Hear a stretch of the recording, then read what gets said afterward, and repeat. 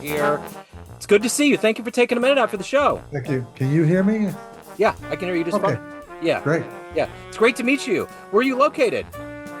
I'm in Los Angeles, Okay, all right, okay, Woodland Hills to be exact, in the okay. San Fernando Valley. Excellent. Well, I'm in Kansas City, Missouri. I'm looking forward to getting into Uh-huh. Shifty Paradigms. I've had it on the show. I love the album, so thank you for taking a minute out.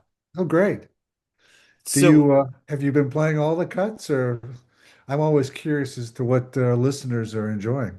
I cherry picked one, and I'd have to look up on my set list which one it was Uh-huh. exactly. Um, but yeah, no, I think it's been going over really well. I have a pretty captive audience. Um, I'll pull it up and bring and send it over to you. I'd have to search through and see.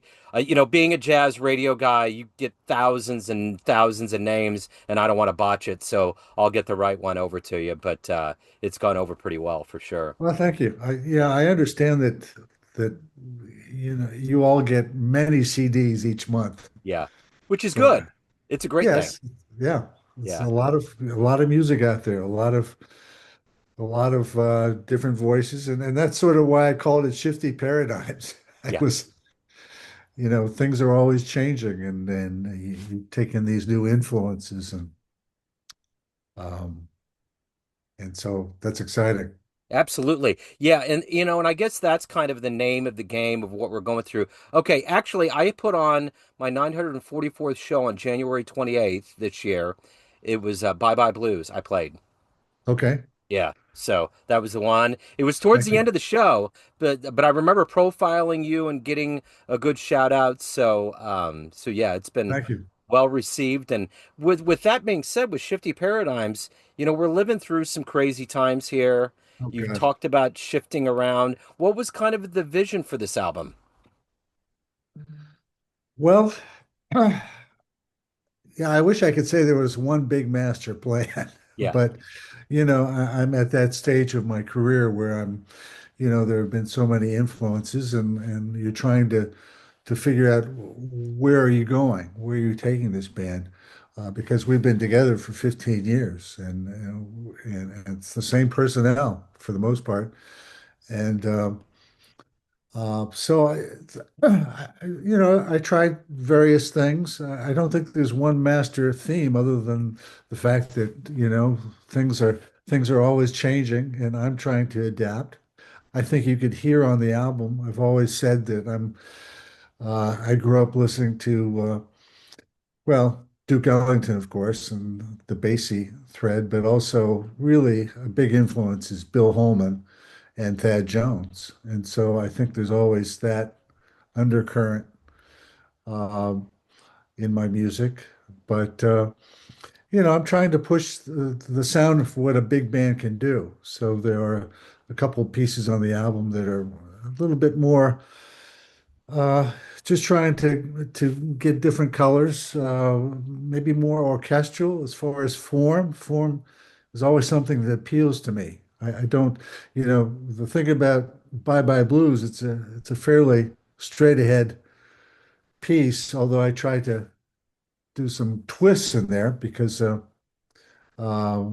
starts off as a jazz waltz, but it's then and I frame Adam Schroeder on baritone sax in 3/4 time, but then I go into a up-tempo swing two for behind Ron Stout. And so I'm always trying to explore form and how do you tell a story in 5 to 8 minutes in a big band chart. So the shifty paradigms are I was just trying to find a catchy title, but I think there is definitely some change happening in what's on the album, and we'll see where the future leads. yeah, for sure. So I'm curious, how did this journey into the music begin for you? You've become pretty prolific in the film and TV world. How did it all begin? Well, I was always, I started out as a trombone player. My degrees are in trombone, and played in many bands. We grew up in Pittsburgh and then studied at Indiana University and Eastman School of Music. And but I always had the desire to create and write music too. So I had these dual paths going. And while I ended up in Hollywood and working in the studios, I was always writing jazz pieces. And I guess you reach that period of life where you have this, what do they call it?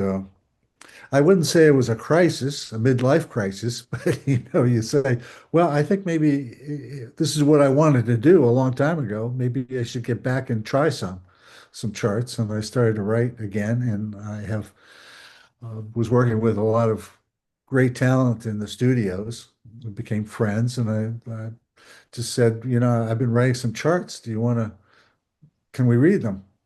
And one thing led to another, and um, so I had these dual paths, working as an orchestrator, an arranger, sometime composer in the studios. But there was always this jazz is what I grew up doing, studying jazz piano in Pittsburgh and and loving that music. So that's sort of the capsule of Yeah. how I got to where I am today. Yeah, that's where Mary Lou Williams was born, and she grew up in Kansas City. And Yeah. yeah, it's interesting to me when I think about film and TV and the conscious and subconscious minds of all of us, especially in this country. It was the fabric of all the shows that I watched growing up. And I didn't really get into jazz until my 20s when I heard Kind of Blue and was wondered where did this come from? But all of those sounds were wafting around. And the reason why I say that is for what you're doing and what all of these guys did in the early days. You're probably one of the most prolific jazz musicians out there because everybody is hearing this through various mediums of film and TV. Well, I hope so. But when I was growing up in the 60s, all the TV shows had jazz scores. Yeah. If you think about it, there was Quincy, and I'm going to have a brain.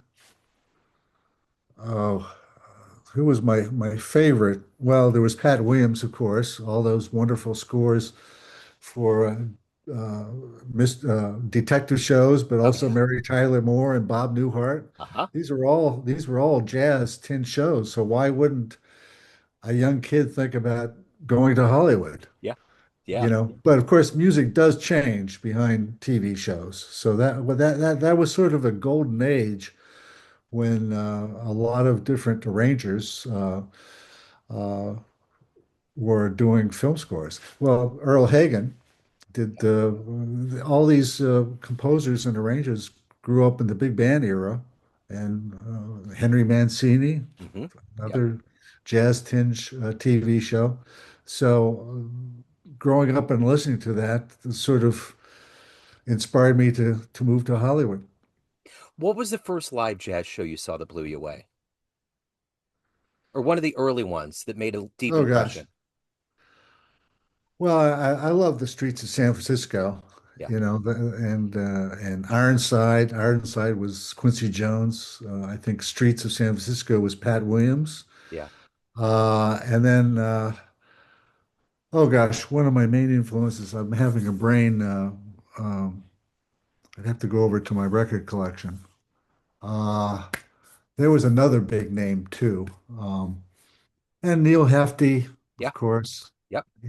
They just were all there making great music. Of course, times changed, and but as Hollywood, it's always evolving. Yeah. But that was the inspiration. Was it always going to be music for you? Was there any other aspirations?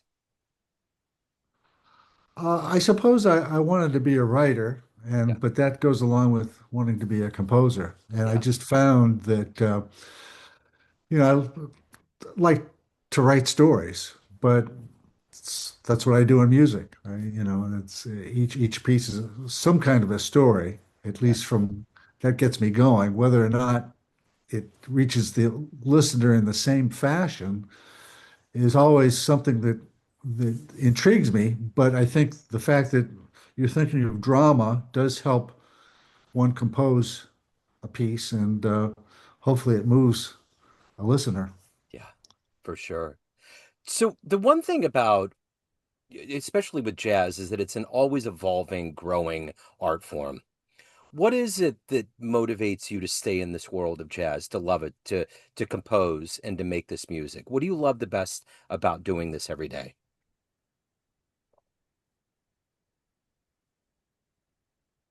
Well, that's a heavy question. Yes, Because it's not exactly a lucrative field. right. Well, it is who I am. You can't. I don't think you can. Any creator, whether they're an artist or whether they're a writer of prose, is it is who you are. I'd like to think that the world needs to hear some music, and that maybe is my contribution. Um, um, that's a heavy question. Yeah, no, no, but you That's answered the it. You answered it well. No, that makes total sense. Um, so I'm curious, in this world of doing orchestration and music for TV and film, what has changed over the years? What have how have you evolved as an artist? How has the industry changed over the years? well. Hollywood scores usually reflect what of course people are listening to because they're always trying to find the latest thing. There was in the 60s it was jazz, and in the 70s it was more pop oriented, rock scores as synthesizers became really that sound of synthesis became big. Then synthesizers and synthesized scores became much bigger. So it's always you have a filmmaker and a company, a film company. They're trying to make a profit, so they're always looking for the next thing. That always drives Hollywood to this day. Now, from my point of view, I started writing music with a paper and pencil. I'm that old. We don't do that anymore. Yeah, So that has been a fundamental change. I went to college in the early 70s, and I took an electronic music course when it was just a small little elective at Indiana University. Who knew that we all had to have studios and electronic gear uh, uh, just to even make demos? yeah, So it's part of what you have to do now as a composer. So that's quite a bit change. You have to buy gear, you have to have computers, and you have to be have a number of programs. A notation program, a music program to generate sounds. So that's been a fundamental change. yeah. So why do you love this art form we call jazz?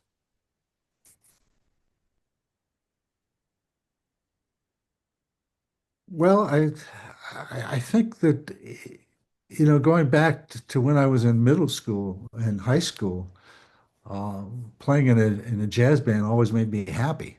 I don't know how else to say it. It's uh, whether it swings or is a little bit more introspective or ballad. It's just always it reaches the heart for me. Um, and so it's so ingrained now. Now I do write classical music. I love I'm a big Stravinsky fan, and I think when I write uh, I write some wind pieces, and Stravinsky is always there, just as I think Ellington is always there in any composer. These are, to me, the two giants of the 20th century, and sound somehow always just I don't know whether it's a chemical thing in my body, but sound and music has always made me happy. Yeah. So, Or yeah. yeah, So I want to I'll leave it dig there. just a smidge further there and ask you this. Everyone Uh, has a perception of you, family, friends, colleagues, fans, everyone that knows you, but you run the show. What's your perception of you? Who do you think you are? uh, gosh, I don't know. Well, I just like to be a nice person that writes music that Yeah. treats people well. I think uh, the fact that the same group is still with me after 15 years um, must trust me as a human being, and that's all we can be is good people, right? Yeah. And hopefully the music has a little bit of heart to it too and reaches out to people. Yeah. And then, of course, the most important thing in our lives are our family and our children. So Yeah. For sure. that's the important thing. For sure. So if anybody wants to get their hands on Shifty Paradigms, any of your work, any of the good business, where do they go? Well, probably the easiest thing is to go to my website, daveslonaker.com, because I have buttons for if you, first of all, I'd like you to purchase it, Yeah. but I have all the streaming.